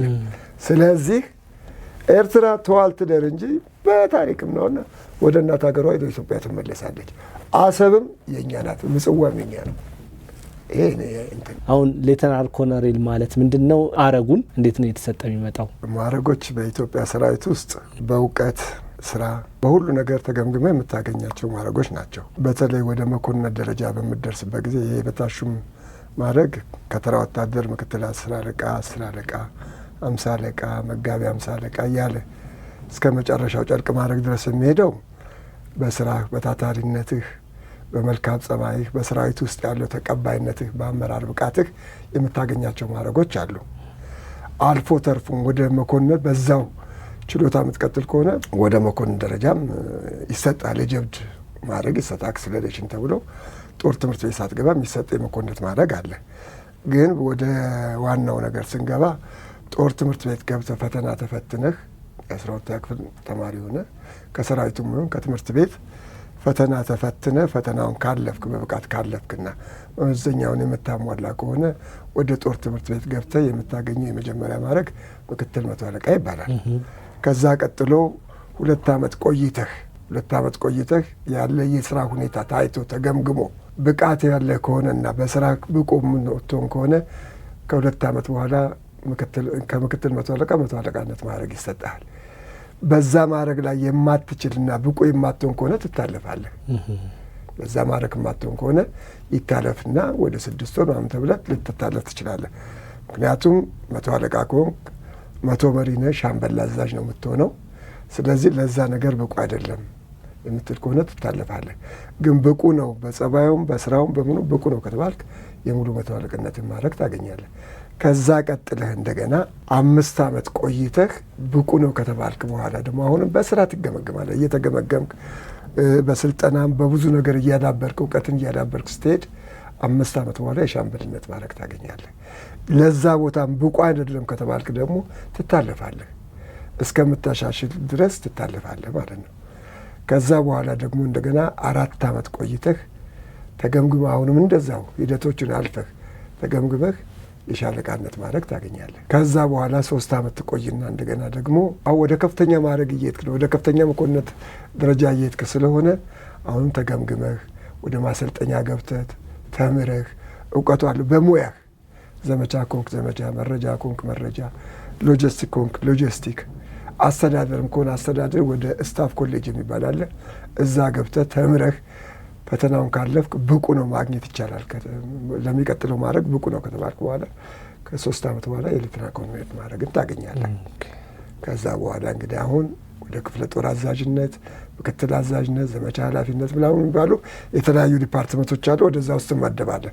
ያ የምትመደበው በዘፈቀድ አይደለም። አዛዥ ከሆንክ ደግሞ አዛዥ የምትሆነው በሰው ሕይወት ላይ የምትፈርድ ነው፣ በሰው ሕይወት ላይ የምትወስን ነገር ነው። ስለዚህ ለዛ ነገር ብቁ ነው ስትባል ነው እንግዲህ ወደ አዛዥነቱም ወደ ስታፍ አመራርነቱም የምትመደበው። ከዛ በኋላ እያለፈ እያደግ ከሌተና ኮሎኔል ኮሎኔል፣ ከኮሎኔል ብርጋዴር ጄኔራል፣ ከጄኔራል ሜጀር ጄኔራል፣ ከሜጀር ጄኔራል ሌተና ጄኔራል እያልክ እውቀት እየዳበረ ሲሄድ ነው። ወታደራዊ ሳይንሱን ስታውቀው ነው በስልጠናውም በተግባርም እያሻሻልክ እያዳበርክና እውቀት እየሰፋ ስትሄድ መንግስት እንግዲህ ያው ለዚህ ደረጃ ለዚህ ማድረግ ብቁ ነው፣ ይሄን ያህል ጦር ማዘዝ ይችላል፣ ይሄን ያህል ክፍለ ጦር ማዘዝ ይችላል፣ ይሄን ማድረግ ይችላል ይልህና ማዕረጎችን እንደ አቅምህ እንደ ችሎታህ ይሰጣል ማለት ነው። እንደዚህ ነው። ኮሎኔል ነዎት እና በምን አይነት ሁኔታ ውስጥ ነበር ያሳለፉት? እዛ ማዕረግ ሲመጡ ምን ያህል ጊዜ ፈጀቦት? ከተራ ወታደርነት ጊዜ ጀምሮ ህይወትን ያሳለፍኩት ቃኝ በሚባል የሰራዊት ግንባር ቀደም ወይም ደግሞ የሰራዊቱ ዓይንና ጆሮ ለሰራዊቱ መረጃ ከጠላት ጋር ሄደ የጠላትን ኃይል መሳሪያ እንቅስቃሴ እየቃኘህ እየመረጅክ እያመጣ እየሰጠ በዚህ ቦታ ላይ ያለውን እንቅስቃሴ እየተከታተልን ለሰራዊቱ ከሚሰጡት የሰራዊቱ አብሪ አይኖች ወይም ጆሮች ከሚባለው በቃኝ ነው ህይወቴን ያሳለፍኩት። ምንድነው ከኢትዮጵያ ተነጥላ ብቻዋን እንድትሆን ያደረጋት ነገር ምንድነው? ኤርትራን እስከማውቅ ድረስ እዛም በነበርኩበት ጊዜ ከሰማሁት ታሪኮች ውስጥ አንዱ የኤርትራ ህዝብ መጀመሪያ ከጣሊያን ቅኝ አገዛዝ ለመውጣት ኢትዮጵያ ወይ ከአሞት የሚሉ አርበኞች ተነስተው ከኢትዮጵያ ወይ ሞት የሚሉ አርበኞች ተነስተው ከፍተኛ ትግል አድርገው ወደ ሀገራቸው ወደ ኢትዮጵያ እኛ በጣሊያን ቅኝ ገዦች መተዳደር አንችልም፣ ጣሊያን ቅኝ ገዢ ነው፣ እኛ ሀገራችን ኢትዮጵያ ናት፣ ከኢትዮጵያ ውጪ ማንንም አናቅም ብለው በነዛ አርበኞች ተጋድሎ በዚህም በነበሩት መሪዎቻችን ትግል ኤርትራ ከጣሊያን ቅኝ ግዛት ወደ ኢትዮጵያ እናቷ መመልሷን እዛ ሞኝ ሰምቻለሁ፣ በመጽሐፍም አንብቤያለሁ። አሁንም የኔ እምነት የኤርትራ ህዝብ ከኢትዮጵያ የመገንጠል ፍላጎት አልነበረውም። እዚህም ያሉት እዛም ያሉት ግን ፖለቲከኞች የሻዕቢያ የጀብሃ አልዋሃዳ የሚባሉ 3 ድርጅቶች ነበሩ እዛ። የነዛ ድርጅቶች ንቅናቄና ከበስተጀርባቸው ደግሞ የነ ግብጽ የተላላኪነት ጦርነት ስለነበረ የነሱ ግፊት ስለነበረ እንጂ የኤርትራ ህዝብ እውነት ከኢትዮጵያ ሊገነጠልም አስቦት እኔ ወደ 18 ዓመት እዛ ኖሬያለሁ። ተጋብተን ተዋልደን በአበልጅነት ተያይዘን የምንኖር ሰዎች ነበርን እና የኤርትራ ህዝብ ልጁ ወጥቶ እህቱ ወጥታ ወንድሙ ወጥቶ በረሃ እየታገለ እያለ ከአንተ ጋር አብሮ ይኖራል፣ ተስማምቶ ይኖራል። ሰላም ኑሮ የሚኖር ህዝብ ነበር የነበረው። ስለዚህ አምኖበት ሳይሆን ተገዶ ነው ለኢትዮጵያነቱ ደሙን አጥንቱን የከፈለ እነ ዘርአይ ደረስ እነ ሞገስ አስገዶም የተባሉ ጀግኖች የጣሊያንን ሰራዊት ድባቅ የመቱ እና ሉላ አባ ነጋ ሌሎችም ብዙዎቹ በዶጋሌ ላይ ድል የመቱ ጀግኖች ከኤርትራ የፈለቁ ናቸው። ስለዚህ ኤርትራ የኢትዮጵያ እንጂ የሌላ አካል አይደለችም የሚል እኔ እምነት የለኝም። መንግስቱ ኃይለማርያም ሀገር ጥለው ሄዱ ሲባል እርስዎ የት ነው የነበሩት? ምንድን ነው የተፈጠረው? ያንን እስቲ ያስታውሱ። እኔ በዛን ጊዜ እኔ እዛው አስመራ ደቀ መሀሪ በሚባል ግንባር ውጊያ ላይ ነበርኩ ያለሁት። ፕሬዚዳንቱ ሀገር ጥለው ሸሹ ሲል በሬዲዮ 5 ሰዓት ከተማ ላይ ሰምቻለሁ። ስንሰማ ሰራዊቱ እንደ ሰራዊት መደናገጥ ተደናግጧል። ግን ሲደናገጥም አሁን ያሉት መሪዎቻችን አሁንም አስተባብረውን ውጊያችንን እንቀጥላለን፣ ሌላ መሪ ይመጣል እንጂ እንደዚህ አይነት መፈርካከስ ይመጣል ብዬ አላሰብኩም ነበር። ያም ሆኖ እንደገና ደግሞ በማግስቱ ነው በስተኛው ቀን እንደዚሁ ሰራዊቱን ይመራ የነበረው የሰራዊቱ አዛዥ ጀነራል ሁሴን አህመድ የተባሉት እሳፋቸውን ይዘው ከዱ። በ16 ወዴት ነው የከዱት? ወደ ሳውዲ አረቢያ ሄዱ ሲባል የዛን ጊዜ ሰራዊቱ ተስፋ ቆረጠ።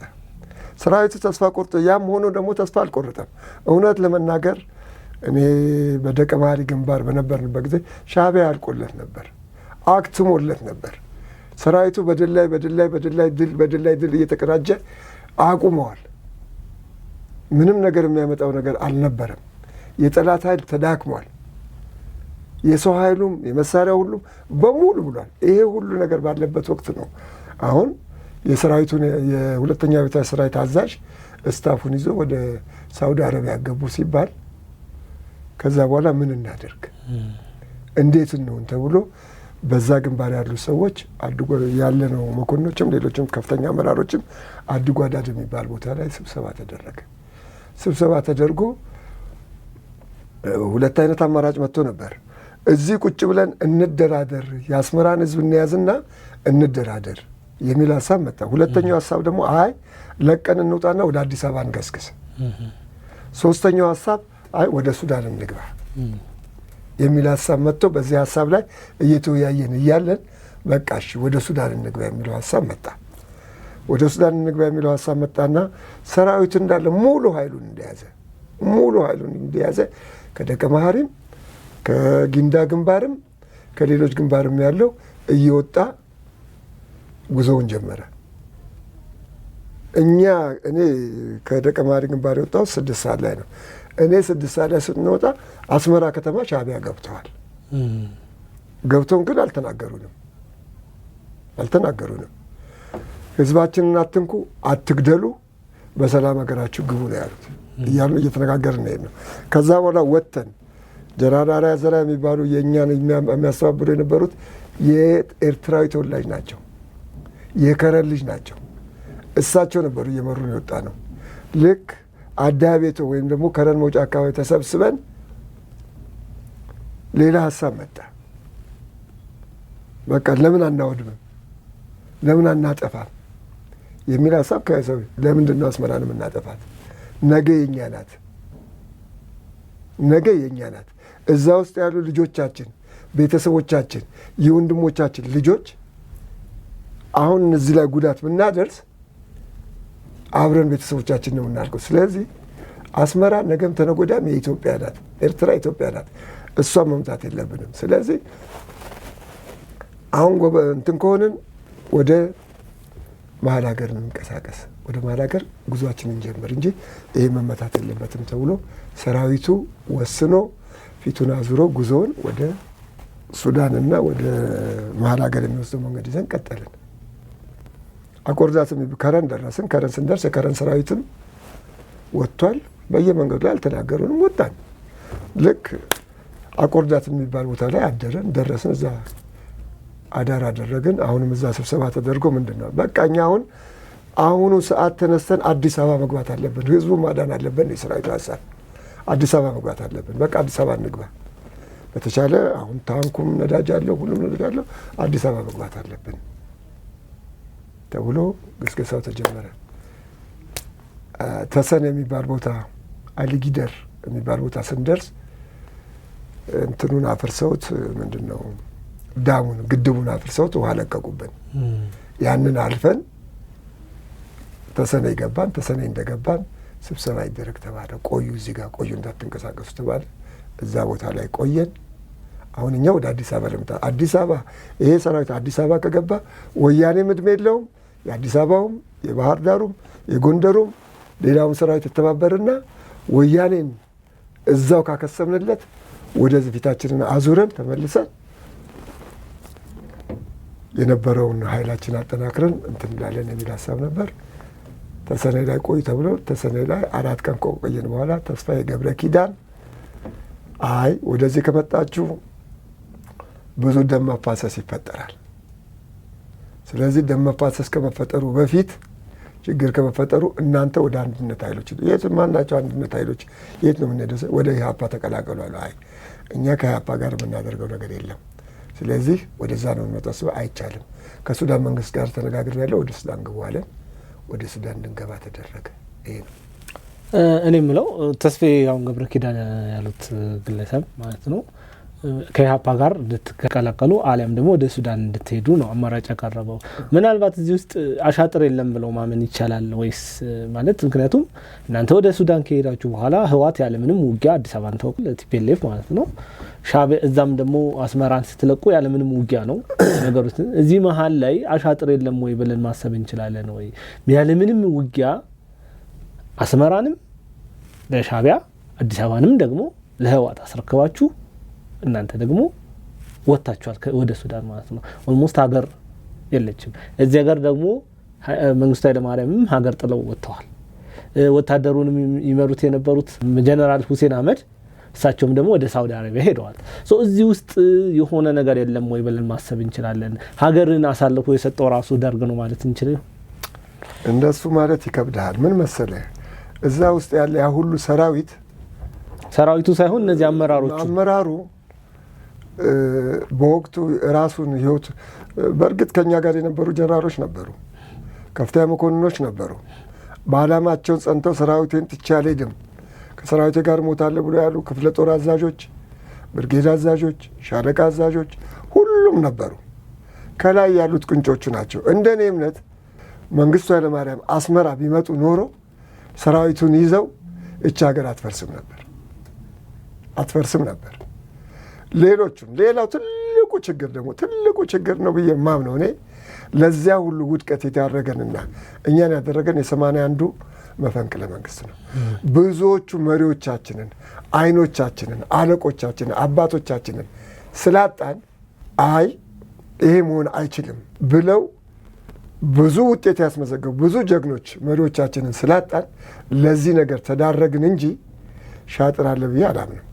ምናልባት ከፈረሰ ሻዕቢያ ይዘኛል፣ ሻዕቢያ ከያዘኝ ያስረኛል፣ ያሰቃየኛል፣ ይህን መከራ ከማይ ልሽሽ የሚል አስተሳሰብ ይዘው ነው የጀላል ሁሴንም ወደ ሳውዲ አረቢያ የመሸሽ እንጂ እንደው በትክክል ከርተው ወይም ደግሞ እንትን ብለው ለማለት አይደለም።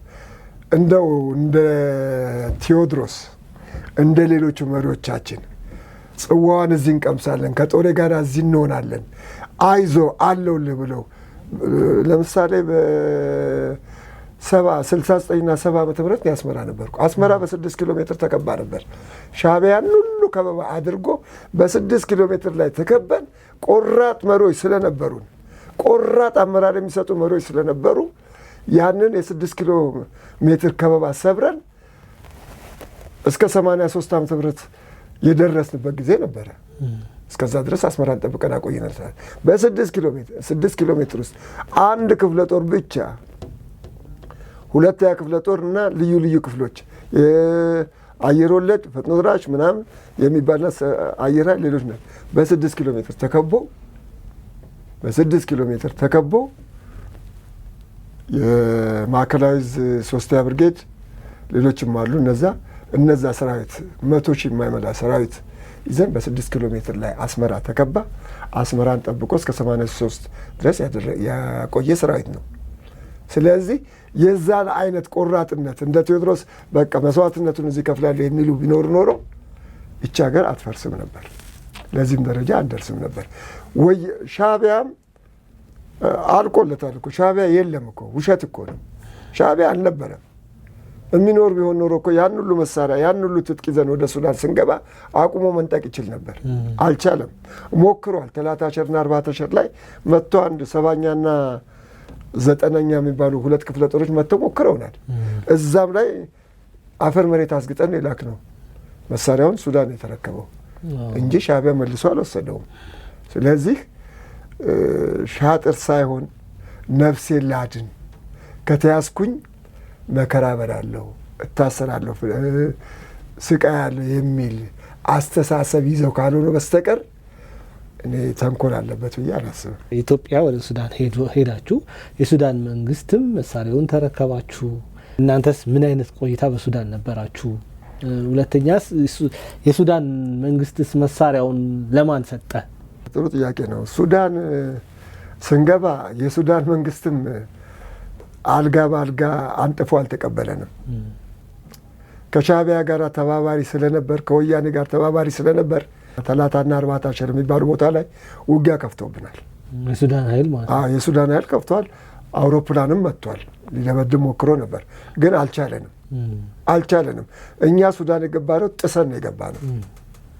በሱ ፍቃድ ሳይሆን ጥሰን ነው የገባነው። ጥሰን እርምጃ ወስደን በኃይላችን በጉልበታችን ሰራዊቱ ተዋግቶ የተወሰነ መስዋዕትነት ከፍለን ነው ሱዳን የገባነው።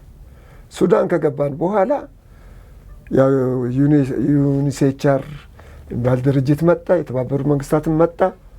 በቁ ከእንግዲህ በኋላ እናንተን የሚነካ የለም፣ በእኛ ቁጥጥር ስር ናችሁ፣ መሳሪያችሁ ለሱዳን መንግስት አስረክቡ ተባለ።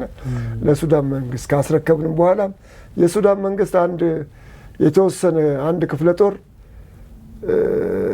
በዱላም ከሻዕቢያ ጋር በመሆን ሙከራ አድርጎ ነበር። እንደገና የእሱንም መሳሪያ ነጥቀን ነው ተዋግተ ነው በቃ ተብሎ የዩጋንዳ ጀነራልና አንድ ምስራቅ ከጀርመናዊ ሴት መጥተው የተባበሩ መንግስታት መጥተው አነጋግረውን ከእንግዲህ በኋላ ማንም ሰው አይነካችሁም፣ በእኛ ቁጥጥር ስር ናችሁ ተብሎ ሻዕቢያም ወያኔም አቁሞ በአንድ የሱዳን ክፍለ ጦር ግቢ ውስጥ እንድንቀመጥ የተደረገው። መሳሪያውን ግን ለሱዳን መንግስት አስረክበናል። የሱዳን መንግስት ወሬ ነው፣ ሪያሊቲውን እኔ ባይኔ አላየውም። ወደ በባቡር ጭኖ ወደ ለሻዕቢያ መልሶ ሰጥቷል የሚል ወሬ ሰምቻለሁ፣ ግን ባይኔ አላየውም። ሱዳን ምን ያህል ጊዜ ቆያችሁ? ከሱዳን በኋላ ወዴት ሄዱ እርሶ? ሱዳን ለ3 ወር 2 ወር ከምናምን 3 ወር ቆየን። ከዛ በኋላ ወያኔ መልእክተኛ ላከ።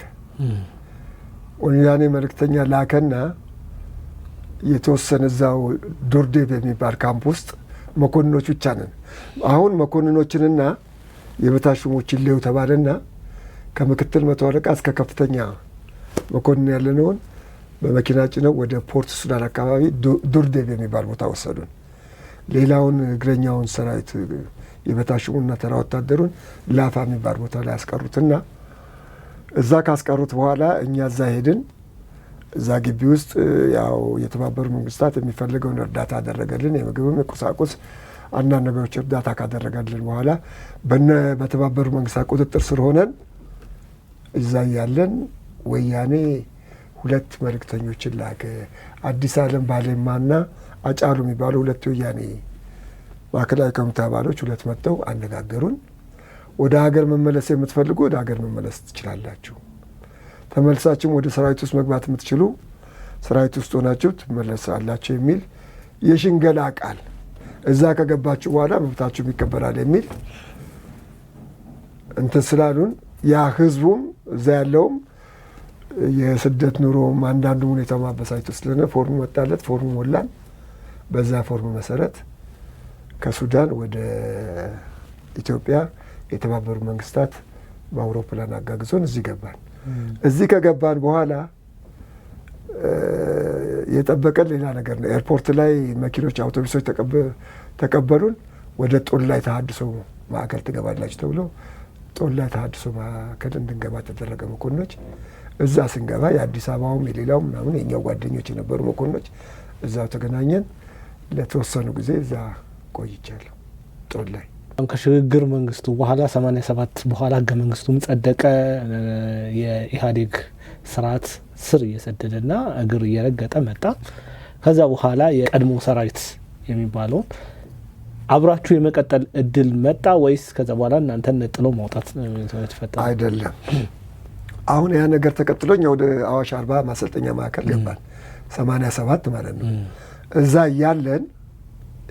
ያለን ሁሉ ነገር ጸድቆ አሁን ይሄ ሽግግር መንግስቱም ወደ ሰራዊት ወደ ኢትዮጵያ ሰራዊትነት ሽግግር መንግስት የሚለው ቀርቶ ወደ ሰራዊትነት ወደ ኢትዮጵያ ሰራዊትነት ይቀጥል ተብሎ ሲወሰን እኛም በዛ ውስጥ በሰራዊት ውስጥ እንድንቀጥል ተወሰነ። የተወሰኑ ሰዎች በጸባያቸው ለምሳሌ ብዙ ነገሮች አሉ። ማዕረግ አጭበርብሮ የገቡ ያለ ማዕረጋቸው ማዕረግ የሰጡ አንዳንድ ነገሮችን ያደረጉ በዛም በስራ አፈጻጸማቸው ደካማዎች የነበሩ ምናምኖች የነበሩ ሰዎችን በባህሪያቸው ጥሩ ያልነበሩ ሰዎችን አስቀሩና ባህሪያቸው ጥሩ ነው እነኚህ ሰዎች ከኛ ጋር ቢቀጥሉ ጥሩ እንትን አላቸው የሚሉትን እንድንቀጥል ተደረገ።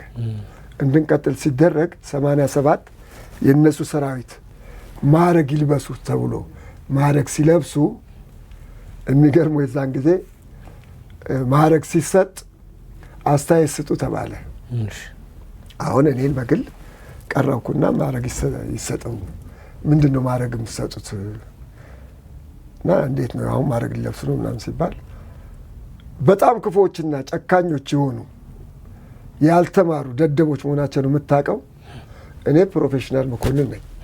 ጦር ትምህርት ቤት ተምሬ የወጣው መኮንን ነኝ። ተራ ወታደር ሆኖ ይቀጥል ብለዋል። እንደዛ ብለው ቢሉ እኔ አሁን እነሱ ባሉ ተራ ወታደር ሆኜም ደግሞ 10 አለቃ 50 አለቃ ምክትል 100 አለቃ ወይ 100 አለቃ ሆኜ አልቀጥልም። ግን እንደዛ ብለው ሀሳብ የሰጡ ሰዎች ነበሩ። አይ እንደዛ አይነት ነገር መሆን አይችልም። ነፍሱን ይማረው ሀየሎም የሚባለው መሪ እነዚህ ከኛም ይበልጣሉ፣ ፕሮፌሽናል መኮንኖች ናቸው። ሀየሎም አሪያ ፕሮፌሽናል አልሞተም፣ ይዘን ሰዓት አልሞተም። ፕሮፌሽናሎች ናቸው፣ እውቀቱ አላቸው። በሀገር ውስጥም በውጭ ሀገርም የተማሩ መኮንኖች ናቸው። ስለዚህ እነዚህን እዚህ ቦታ ላይ እንደውም በእነዚህ ሰዎች ማስገምገም ራሱ ሳሞራ ሰሞራይኑስም ነበሩ። እነዚህን ሰዎች እንደዚህ አድርገን ማስገምገሙ አግባብ አይደለም። ስለዚህ ዳይሬክት የነበራቸው ማዕረግ አረጋግጠናል። የያዙት ማዕረግ ምን እንደሆነ እኛ ስላረጋገጠን በያዙት ማዕረግ መቀጠል አለባቸው ተብሎ በያዝነው ማዕረግ እንድንቀጥል ተደርጎ ማዕረጉና ልብሳችን ተሰጥቶን እነሱ ከአዋሽ አርባ የሚመጡት ከኛ ጋር የሚመጡ ደግሞ እዛ የነበሩ አመራሮች አሉ። እኛ ማዕረጉን ለብሰን እነሱ ሳይለብሱ በመኪና ተይዘን አዲስ አበባ መኮንኖች ዝግጅት ነበር። እኛ ሙሉ ማዕረጋችንን ለብሰን እነሱ ሲለብሱ እኛ ቆመን እንደ ክብር እንግዳነት ማዕረጋችንን ለብሰን ቆመናል። እነሱ እየተጠሩ እነ አየሎም፣ አባዱላ፣ ባጫ፣ አበባው፣ ሳሙራ ጀነራል የሆኑበት ቀን እና ሌሎችም የእነሱ ከፍተኛ መኮንኖች ማዕረግ የተሰጠበት ቀን እኛ ቀድመን ከነሱ ለብሰን ነው እነሱ ማዕረግ የወሰዱት። ከዛ ጀምሮ ነው በቃ ወደ ሰራዊቱ እንትን ያለው። እንደው ባጫ ያው በአሁኑ ጀነራል ባጫና ጀነራል አበባው ደሳለኝ ማለት ነው። አበባው ታደሰ ጀነራል አበባው ታደሰ እሳቸው እነዚህ ሁለቱ የደርግ ወይም ደግሞ የቀድሞ ሰራዊት አባል ነበሩ ወይስ የህዋት ነበሩ? እዚህ ላይ ምን ስለ ጀነራል አበባው የጠለቀ እውቀት የለኝም። ጀነራል ባጫ ግን የቀድሞ ሰራዊት ነበሩ። በሙያቸውም መሀንዲስ የነበሩ ናቸው። እዛው አስመራ የነበሩ ናቸው እና በሙያቸውም አንቱ የተባሉ ጥሩ መሀንዲስ ነበሩ። አውቃለሁ። በሰራዊት ውስጥ ያለፉ መሆኑን አውቃለሁ። በኢትዮጵያ ስርዓት ውስጥ ወያኔ ሀገር ስለመራ በጣም ነው የሚበሳጩት። አዎ ምልህ ወያኔ አገር ከያዘ በኋላ እንደ ትግራይ ህዝብ አስተሳሰብ መሄድ ነበረበት። የትግራይ ህዝብ አሁን ስታስበው በኢትዮጵያዊነቱና በሃይማኖቱ አይደራደርም። እስላሙም ክርስቲያኑም ሁሉም በኢትዮጵያዊነታቸው አይደራደሩም። እነዚህ ግን ከዛ ሲመጡ አነሳሳቸው ትግራይ ነጻ እናወጣለን ነው። እንደገና ደግሞ እያደጉ እየተሻሻሉ ሲመጣ ኢትዮጵያን ነጻ እናወጣለን ነው። ግን ኢትዮጵያን ነጻ እናወጣለን ብለው ከመጡ ደግሞ ኢትዮጵያን እንደ ኢትዮጵያዊነቷ ማስቀጠል አልቻሉም። በዘር በሃይማኖት በተለያዩ ነገሮች ነው የከፋፈሉት።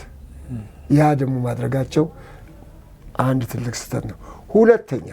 ሁለተኛ ሀገሪቷን የሚጠብቀውን ሰራዊት የሀገሪቷን ሰራዊት መበተናቸው ማለት ያም ለነሱ ትልቁ በቃ ሪቬንጅ ብቀላ ያደረጉት ሀገር መበተን የጀመሩት ከዛ ጊዜ ጀምረው ነው። ያ መሆን አልነበረበትም። እኔ እንደኔ እምነት ሰራዊቱን ይዞ ካለው ሰራዊት ጋር አቀላቅሎ ቢቀጥልና ኢትዮጵያዊነቱን ይዞ ቢቀጥል ኖሮ እንኳን ወያኔ ሌላ ማንም ሰው ይምራ ምንም ችግር የለም። ግን ኢትዮጵያን እንደ ኢትዮጵያዊነት ይዞ ቢመራ ኖሮ እንደነበሩት እንደ ቀደምት አባቶቻችን መሻሻል አድርጎ እያሻሻለ ጥገናዎች ለውጦችን እያደረገ ቢመራ ኖሮ ጥሩ ነው። ግን አመራሩ ደግሞ የወያኔ አመራር የነበረው ኢትዮጵያን የማፍረስ የመበታተን የዘር የተለያዩ ነገሮች ስለነበሩ ነው ደስተኛ ነበርኩ። እዛም ውስጥ ሆኜ አብረ ሰርቻለሁ። ግን ምን ያህል ጊዜ አብሮ ሰሩ? እስከ 99 ሰርቻለሁ። 1999 ማለት ጡረታ እስከወጣሁበት ጊዜ ድረስ። ኦኬ ጡረታ አሉት? አለኝ። የቀድሞ ሰራዊት በሚል አልተከለከሉም? አልተከለከልኩም፣ ሰርቻለሁ። ምክንያቱም በኢትዮ ኤርትራ ጦርነት ላይ እዛ ውጊያ ላይ ተካፍያለሁ። በአዛዥነት ነው የሰራሁት፣ በቃኝ አዛዥነት ነው የሰራሁት። ጥሩ አመርቂ ውጤት ስላመጣውም ማዕረግም ሰጥተውኝ ሌተና ኮሎኔል እንኩት በእነሱ ነው ማዕረግም ሰጥተውኝ ነው እንትን ያልኩት። እኔ እንትን አላልኩም። የኢትዮ ኤርትራ ጦርነትን እስቲ አስታውሱኝ። እንዴት ነበረ? ምን አይነት ድል ነበር? ሁኔታዎች ምን ይመስሉ ነበር ወቅቱ?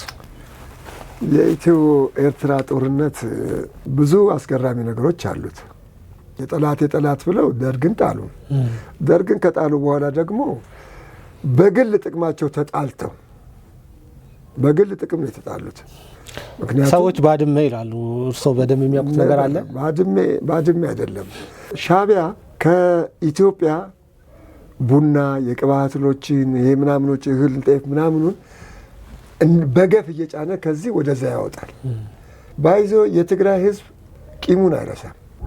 ወያኔ እንጂ ከሻዕቢያ ጋር የተቀላቀለው የትግራይ ህዝብ ከሻዕቢያ ጋር አልተቀላቀለም። በ1977 በተራቡ ጊዜ ለትግራይ ህዝብ የመጣውን የእርዳታ እህል ነጥቀው ወደ ሻዕቢያ የወሰዱ ሻዕቢያዎች ናቸው። ያ ሁሉ ትዝታላቸው የትግራይ ህዝብ። ስለዚህ ይህንን በዛላምበሳና በአዲግራት ግንባር በገፍ እየጫኑ ሲያወጡ ህዝቡ ያያል። ለምን እንደዚህ ይሆናል ይሉና ህዝቡ ኬላ ያቋቁምና አይቻልም ብሎ ይከለክላል። ከዚህ ከኛ ወስደው ቡና ኤክስፖርት የቅባት እህሎችን ኤክስፖርት ማድረግ ስለጀመረ ሌጦ ምናምን ማድረግ ስለጀመረ ይሄ መሆን የለበትም የሚል ከዚህም ስለ ጫና ስለመጣ ያ ተዘጋ። ያ ሲዘጋ ክፍት ቦታ አገኘ። ባድሜ ነው የመሬት ናት አለና ወደ ባድሜው ላይ መጣ። ጦሩን አንቀሳቀሰ፣ ባድሜን ያዘ። ኤርትራ ሰራዊት ኦልሬዲ ባድሜን ይዘዋል። እናንተ ደግሞ ከዚህ እየተንቀሳቀሳችሁ ነው። ውጊያው እየተፋፋመ ነበረ። የኢትዮጵያ ሰራዊት ወደ አስመራ ሁሉ እየተጓዘ እንደነበረ በኋላም በጠቅላይ ሚኒስትር መለስ ዜናዊ ትዕዛዝ ወደ ኋላ እንደተመለሳችሁ ይወራል። ያን ነገር እስቲ በደንብ አስታውሱኝ። ውጊያው ተጀመረ። 31ኛና 32 33 የሚባሉ ክፍለ ጦሮች ነበሩ። እነዛ በተለይ በዛ ግንባር የነበረ 31ኛ የምትባል ክፍለ ጦር ነበረች። በእነሱ ላይ ነው ውጊያው የተከፈተው። እነሱም እየተከላከሉ ነበረ። ሻዕቢያ መጣ፣ ባድሜን ያዘ። ከዚህ ከ20ኛ ክፍለ ጦር ፓራ ኮማንዶ የሚባልና አመራሩ ቀድሞ ሄደ። ቦታውን አየ። የመከላከል ውጊያ ተጀመረ።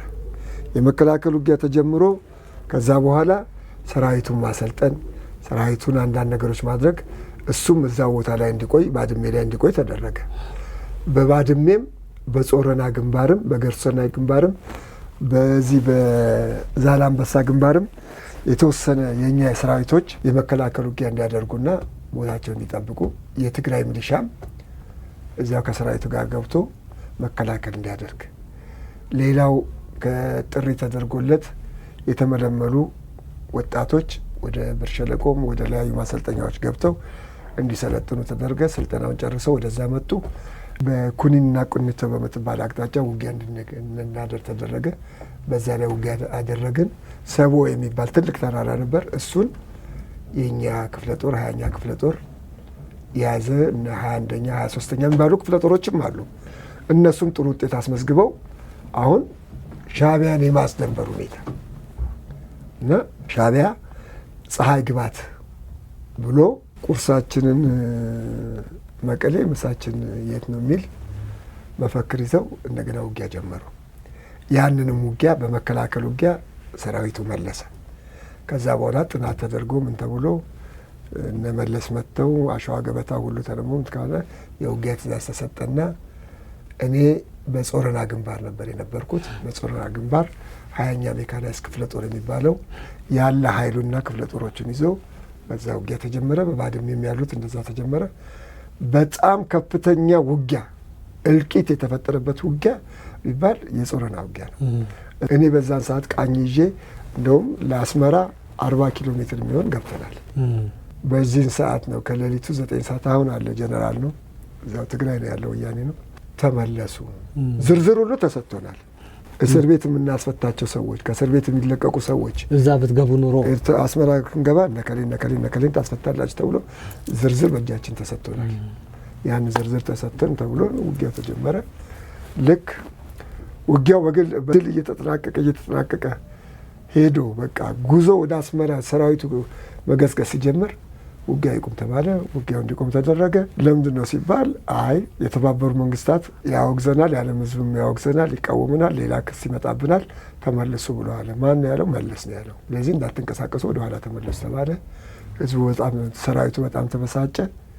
ወደ ኋላ እንድንመለስ ተደረገ። እውነት የጠቅላይ ሚኒስትር መለስ ዜናዊ እሳቤ ከኢትዮጵያ እንዳትወገዝ ከመፈለግ ነው ወይስ ለኢሳያስ ያደላ ልብ ስላለው ነው ይመስላል? ትግርኛ በጣም እንሰማለሁ። ሳላ ወዲ ላምና ይሉ ነበር። ምን ማለት? ላም ማለት ላም ናት።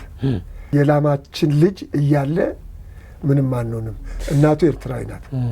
ስለዚህ ለኤርትራውያን በማሰብና ከማለት የተነሳ እንጂ ለኢትዮጵያ ተቆርቁሮ አይደለም መለስ። እስከዛሬ በነበረው ውትድርና ልምድ ውስጥ በጣም የማይረሱት ከአእምሮት የማይጠፋ የውጊያ የጀግንነት ውሎ ያሳለፉበት ጊዜ ይኖራል? ስንቱን ቆጥረህ ትችላለህ? በጣም የሚያስታውሱት አእምሮት ውስጥ በጣም ጀግንነት እንትን ያለው እኔ ብዙውን ጊዜ ከግንባር ካለው ጦር ጋር ሳይሆን እኔ ወደ ጠላት ወረዳ ሰርጌ ነው የምገባው። 5 ሰው ይዤ ነው የምገባው። ሰርገን 5 ሰው ይዤ ገብቼ ከጠላት ጋር አብሬ በልቼ ጠጥቼ አብሬ ተኝተን አድረን እነሱም መስለን ነው የምንገባው። ምናችንም በቋንቋ ምንም ከእነሱ ጋር ተመሳስለን ነው የምንገባው። እነሱ ጋር ተመሳስለን ከገባን በኋላ አብረን በልተን ጠጥተን የምንፈልገውን ነገር ከኛ የኛ መሪዎች የኛ መንግስት የሚፈልገውን ነገር ከዛ ይዘን እንወጣለን። አፈና ከሆነ አፍነን ይዘን እንወጣለን። ዶክሜንት ከሆነ ዶክሜንት ይዘን እንወጣለን። ገለ መውጣት ከሆነ ገለን ይዘን እንወጣለን። አንድ ያ ነው። ሌላው ማረሳው ነገር ከሆነ ሱዳን ውስጥ እንዲሁ ካርቱም ሳይሆን ከሰላ ውስጥ የሁለቱ ጽህፈት ቤት ነበረ። የሻዕቢያና የወያኔ ጽህፈት ቤት ነበር። ያንን ጽህፈት ቤት 5 ሆነን ሄደን እኔ ነበርኩ መመራው እንትኗን ጽህፈት ቤቱ ላይ ፈንጂ አፈንድተን ጽህፈት ቤቱ እንዲወድም አድርገን ከከሰላ ወደ ተሰነይ ምንም ነገር ጉዳት ሳይደርስብን እዛ የነበሩትን ወደ 5 ሰዎች ገለን መሳሪያ፣ ሬዲዮ፣ ካርታ ምናምን እና ጽህፈት ቤቱ የሁለቱንም ቢሮ ጽህፈት ቤቶችን አውድመን ወደ ግዳጃችንን ፈጽመን ወደ አስመራ ወደ ተሰነይ በሰላም ተመልሰናል። እሱን አልረሳው። ሌላው ከጣሊያን ቅኝ ግዛት የወጡበት መስከረም 1 ቀን ይከበራል እና በዛን ቀን አስመራ እንገባለን ተብሎ ሻዕቢያ ያለ የሌለ ኃይሉን አዘጋጅቶ በአዲጓዳ በደቀ መሀሪ በኩል በአዲጓዳ በኩል ወደ አስመራ ለመግባት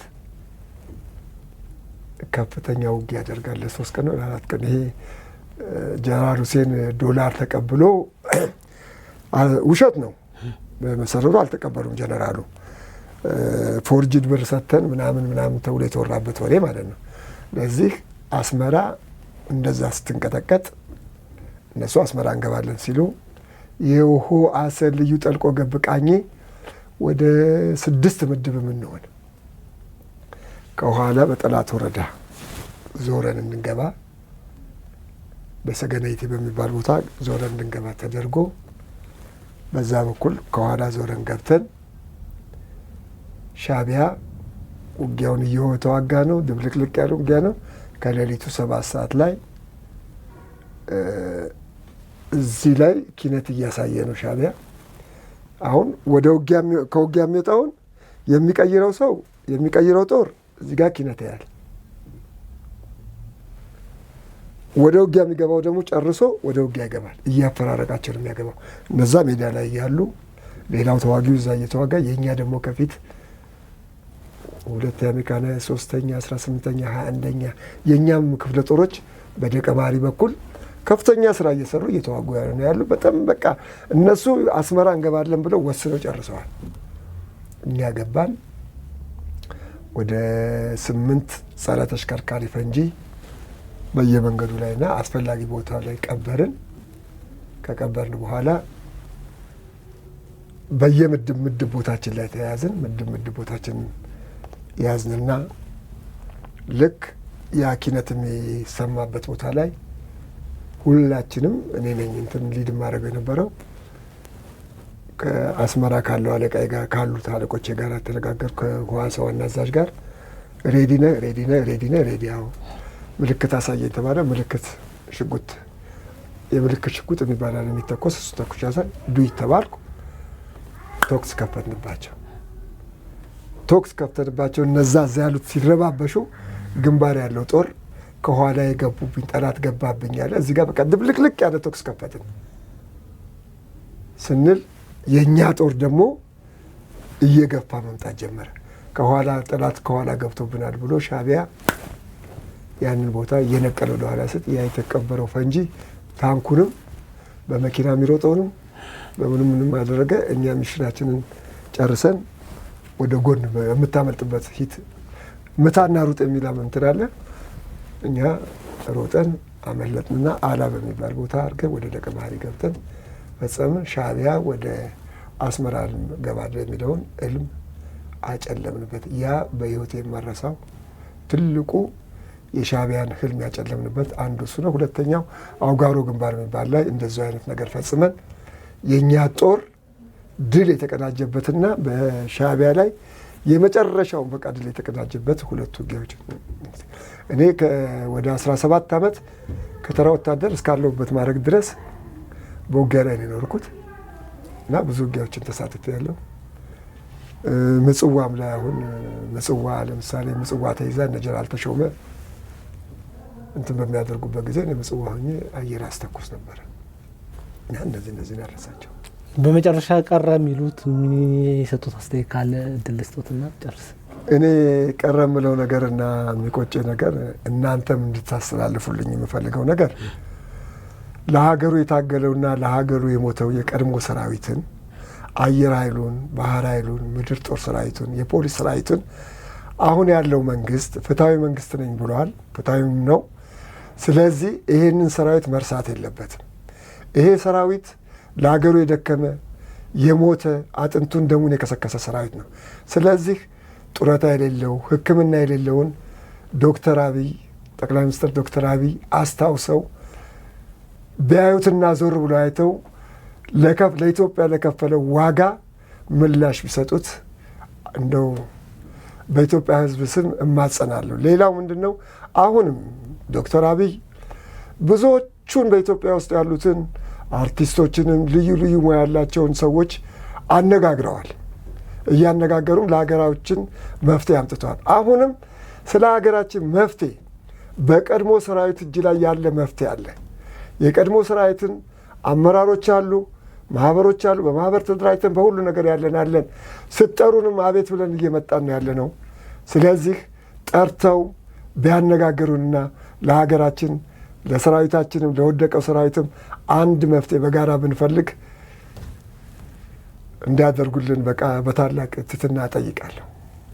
እንግዲህ ለጠቅላይ ሚኒስትራችን ነው። አመሰግናለሁ። እንግዲህ ጠቅላይ ሚኒስትሩ ይህንን ሀሳብ ካገኙት ያናገሯቸዋል ብለን እናስባለን። ያገኙታለን ብለን ደግሞ እናስባለን። ለነበረን ለሰጡን ሰዓት በጣም አመሰግናለሁ ከልቤ። እግዚአብሔር ይስጥልን፣ እድሜ ይስጦት። ከብዙ ጦርነት ተርፈው እዚህ ዛሬ እዚህ ቁጭ ብለን ለማውራት ችለናል። እንግዲህ ተጨማሪ ዓመታት ኖረው ለሀገራችን የሚጠቅሙ እንዲያደርጉትም እመኛለሁ። በዚህ አጋጣሚ እኔም እናንተ እዚህ ቦታ ላይ ጠርታችሁ ስለ ሀገር ያለኝን ሁኔታ እውቀቴን፣ ሀሳቤን ለህዝቡም ለማንኛውም ላላወቀውም እንዲያውቁ በማድረጋችሁ አመሰግናለሁ። ክብር ይስጥልኝ። አመሰግናለሁ። መሀል ሜዳ ሚዲያ። ውድ አድማጭ ተመልካቾቻችን ለዛሬ የነበረን ጅማት ፕሮግራም ይሄንን ይመስላል። በሚቀጥለው ሳምንት ከሌላ እንግዳ ጋር እስከምንገናኝ መልካም ጊዜ ይሁንላችሁ። መልካም ሰዓት